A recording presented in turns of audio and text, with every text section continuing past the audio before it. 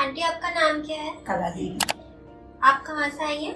Jigar colony. Aunty आपको क्या दिक्कत थी? मुझसे सांस नहीं लिया जा रहा था और मुझसे बिल्कुल चला नहीं जा रहा था और मेरे यहाँ पसलियों में फेफड़ों में बहुत दर्द था और ज़्यादा दर्द था। मुझसे कुछ खाया पिया भी नहीं जा रहा। जी, तो अब आंटी यहाँ आने के हाँ, बाद आपको अब तो आराम मैं हुआ? बहुत ठीक हूँ, बहुत ठीक हूँ और यहाँ के सब लोग बहुत अच्छे हैं, स्टाफ भी बहुत बढ़िया है।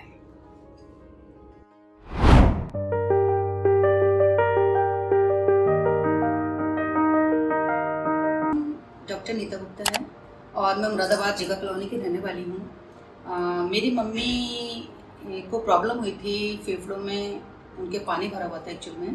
तो हमने जब स्टार्टिंग में दर्द हुआ तो हमने डॉक्टर राकेश जी को दिखाया और उन्होंने हमें एक्सरे के लिए कह दिया कि आप इनका सिटी स्कैन, एक्सरे ये सब करा लीजिए।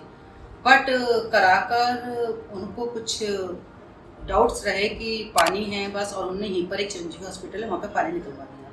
लेकिन उसके बाद उनको बहुत ज़्यादा रिलीफ नहीं मिला और हम जो है उनको लेकर मैक्स हॉस्पिटल गए, उसके बाद हम राजीव गांधी कैंसर हॉस्पिटल गए।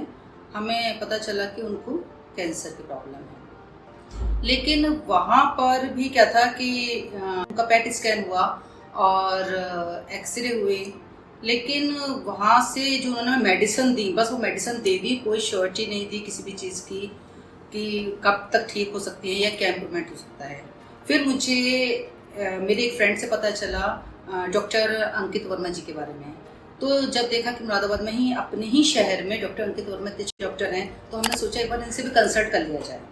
तो इसलिए हम लोग यहाँ पर आए और डॉक्टर साहब को हमने दिखाया। लेकिन जब मैं डॉक्टर साहब से मिली और मैंने उनसे पर्सनली बात करी तो मुझे बहुत अच्छा लगा। उन्होंने इतनी अच्छी तरह बात करी, क्योंकि मैं देख चुकी थी कि मैं दिल्ली जाकर डॉक्टर्स को फुर्सत नहीं थी, वहाँ पे इतनी भीड़ है कि डॉक्टर पेशेंट के साथ जो है उनसे ढंग से बात ही नहीं करते हैं, उन्हें कुछ सेटिस्फेक्शन नहीं देते हैं कि क्या होगा क्या नहीं होगा। बट यहाँ पर मेरी जब डॉक्टर साहब से बात हुई तो उन्होंने मुझसे ईजी लगा कि आपके जो मन में आप पूछो मुझसे। तो सारा कुछ बताया और कहा पहले अगर इनकी सांस नहीं आ रही है इनको, क्योंकि उनके फिर से पानी जमा हो गया था, पानी कम ब्लड था। तो जब उनको सांस ही नहीं आ रहा था तो पहले उन्होंने कहा हम इस चीज़ का इलाज करते हैं, उसके बाद हम आगे का इलाज करेंगे। यहाँ पर हमने उन्हें 3-4 दिन एडमिट रखा है और आईसीयू में एडमिट रहे। तो आईसीयू का स्टाफ प्लस यहाँ का स्टाफ बहुत अच्छा है, बहुत कोऑपरेटिव है। सबने बहुत अच्छे से हमारा सहयोग करा है, बहुत अच्छे से बातचीत करी। कहीं भी हमें ऐसा नहीं लगा कि हम कहीं वो अलग हैं, ये हमसे ढंग से बात नहीं कर रहा है, रात हो या दिन हो, सबने पूरा कोऑपरेशन करा है। और डॉक्टर साहब भी रात में भी एक बार राउंड लगाने आते हैं, दिन में भी आते हैं और रात में भी मेरी उनसे परसों रात भी पूरे अच्छे से बहुत अच्छे से बात हुई। तो उन्होंने इन डिटेल मुझे एक एक चीज़ दिखाई, दोनों एक्सरे कंपेयर करके दिखाया कि अब देखो कितना इंप्रूवमेंट हो गया है। बेसिकली जब उनका फर्स्ट एक्सरे हुआ था तो उनके नीचे के लंग्स दिख ही नहीं रहे थे, आधे के बाद में वो दिख ही नहीं रहे थे।